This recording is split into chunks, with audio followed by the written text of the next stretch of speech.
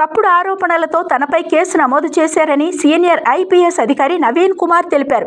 తమ ఫ్యామిలీకి మాజీ ఐఏఎస్ బన్వర్లాల్ 62 లక్షల రూపాయలు అప్పుగా ఉన్నారని అన్నారు. మాజీ ఐఏఎస్ ఇంట్లో అద్దెకు ఉంటోన్న తమను అక్రమంగా పంపించి వేయాలని చూస్తున్నారని అన్నారు. డబ్బులు చెల్లించకుండా తమను ఇబ్బందులకు గురి చేస్తున్నారని ఆరోపించారు.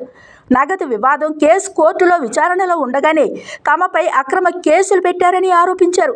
మాజీ ఐఏఎస్ బన్వర్లాల్ తన పలుకుబడితో 4 ఏళ్లుగా తన ప్రమోషన్ను నిలిపివేశారంటూ నవీన్ కుమార్ ఆరోపించారు. 6 గ్యారెంటీలు అర్హులైన ప్రజలకు అందేలా కార్యకర్తలు చూడాలని పిలుపునిచ్చారు కాంగ్రెస్ నేత మహేష్ కుమార్ గౌడ్. 139 ఏళ్ల క్రితం 72 మందితో ముంబైలో ఏర్పాటైన పార్టీ కాంగ్రెస్. బ్రిటిష్ పాలకులను గడగడలాడించిన పార్టీ కాంగ్రెస్ పార్టీ అని వెల్లడించారు. ప్రపంచ చరిత్రలో 139 ఏళ్ల చరిత్ర ఏ పార్టీకి లేదన్నారు. కాంగ్రెస్ పార్టీకున్న మూల సిద్ధాంతాలే పార్టీని కాపాడుతాయి అని అన్నారు. తెలంగాణ వ్యాప్తంగా ఇవాల్టి నుంచి ప్రజాపాలన దరఖాస్తుల స్వీకరణ జనవరి 6వ తేదీ వరకు ఈ కార్యక్రమం కొనసాగనుంది. ఈ నేపథ్యంలో 10 ఉమ్మడి జిల్లాల్లో ఈ కార్యక్రమానికి సంబంధించి మంత్రులు పర్యవేక్షిస్తున్నారు. ఈ నేపథ్యంలోనే హైదరాబాద్ బంజారా హిల్స్లో నిర్వహించిన ప్రజాపాలన కార్యక్రమంలో మంత్రి పొన్నం ప్రభాకర్ పాల్గొన్నారు. అభయహస్తం గ్యారంటీ పథకాలకు సంబంధించి లబ్ధిదారుల ఎంపికలో పైరవేలకు ఎలాంటి అవకాశం లేదని మంత్రి పొన్నం ప్రభాకర్ స్పష్టం చేశారు.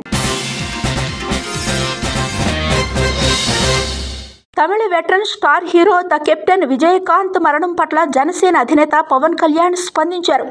గత కొంతకాలంగా అనారోగ్య సమస్యలతో బాధపడుతూ ఉన్నారు. ఇటీవలే కరోనా బారిన పడ్డ విజయకాంత్ ఈ రోజు తుది శ్వాస విడిచారు. తమిళ సినీ అభిమానులు, ఇండస్ట్రీ ప్రముఖులు విజయకాంత్ మృతికి సంతాపం తెలియజేస్తున్నారు. ప్రజాపాలన దరఖాస్తులపై ఎమ్మెల్సీ కవిత స్పందించారు. ప్రభుత్వం మొదట అర్హులకు కొత్త రేషన్ కార్డులు మంజూరు చేయాలని కవిత అన్నారు. కొత్త రేషన్ కార్డులు మంజూరు చేశాకే ఇతర పథకాలు ఇవ్వాలని తెలిపారు. రాష్ట్రంలో ఇప్పటికే ఉన్న 44 లక్షల మందికి యథావిధిగా 4,000 పెన్షన్ ఇవ్వాలని కోరారు. రైతు బంధు డబ్బులు రైతుల ఖాతాల్లో జమ చేయలేదని గ్రామాల్లో చర్చ జరుగుతోందన్న కవిత దీనిపై ప్రభుత్వం సానుకూలంగా స్పందించాలని కోరారు. నిరుద్యోగ భృతి ఇస్తామన్న ప్రభుత్వం అందుకోసం దరఖాస్తులు ఎందుకు స్వీకరించడం లేదని ప్రశ్నించారు. రైతు బిడ్డలు, కార్మికుల బిడ్డలు ఐటీ రంగంలోకి రావాలని ఆ రోజు తాను ఆకాంక్షించానని, అందుకే ఐటీకి పెద్దపీట వేశానని టీడీపీ అధినేత చంద్రబాబు అన్నారు. ఇప్పుడు ప్రపంచంలో ఎక్కడికి వెళ్ళినా ప్రతి 4 ఐటీ నిపుణుల్లో ఒకరు తెలుగువారు ఉంటున్నారని చెప్పారు. ఆ రోజు తాను టెక్నాలజీ గురించి మాట్లాడితే నవ్వారని, కానీ ఇప్పుడు అదే టెక్నాలజీ మన సంపద పెరగడానికి దోహదపడుతోందని తెలిపారు. తన తాజా నినాదం థింక్ గ్లోబలీ, యాక్ట్ గ్లోబల్లీ అని చెప్పారు. రాష్ట్రంలో ప్రజల వద్దకే పాలన వచ్చిందని మంత్రి శ్రీధర్ బాబు అన్నారు. రంగారెడ్డి జిల్లా రాజేందర్ నగర్ వార్డు కార్యాలయంలో ఏర్పాటు చేసిన ప్రజాపాలన కార్యక్రమాన్ని మంత్రి శ్రీధర్ బాబు పరిశీలించారు.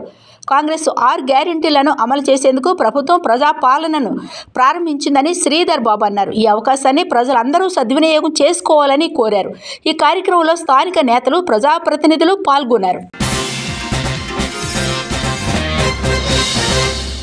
6 గ్యారెంటీలకు దరఖాస్తు కోసం ఫామ్స్ ఇవ్వకుండా ప్రజలను ఇబ్బందులకు గురి చేస్తున్నారని అధికారులపై గోషామహల్ ఎమ్మెల్యే రాజాసింగ్ ఆగ్రహం వ్యక్తం చేశారు. ప్రజాపాలనలో భాగంగా నేటి నుంచి జనవరి 6వ తేదీ వరకు గ్రామ, వార్డు సభలను ఏర్పాటు చేసి ఆశావహుల నుంచి దరఖాస్తులను స్వీకరించనున్నారు. ఈ క్రమంలో తమ నియోజకవర్గంలో అభయహస్తం ప్రజాపాలన కార్యక్రమంలో భాగంగా గోషామహల్, మంగళహాట్ డివిజన్లను ఎమ్మెల్యే రాజాసింగ్ సందర్శించారు. ఈ సందర్భంగా ఆయన ప్రతిపాలన ఏర్పాట్లపై తీవ్ర అభ్యంతరం వ్యక్తం చేశారు. వార్డు కార్యాలయాల్లో ప్రజలకు దరఖాస్తు ఫామ్స్ ఇవ్వకుండా తీవ్ర ఇబ్బందులకు గురి చేస్తున్నారని ఆరోపించారు.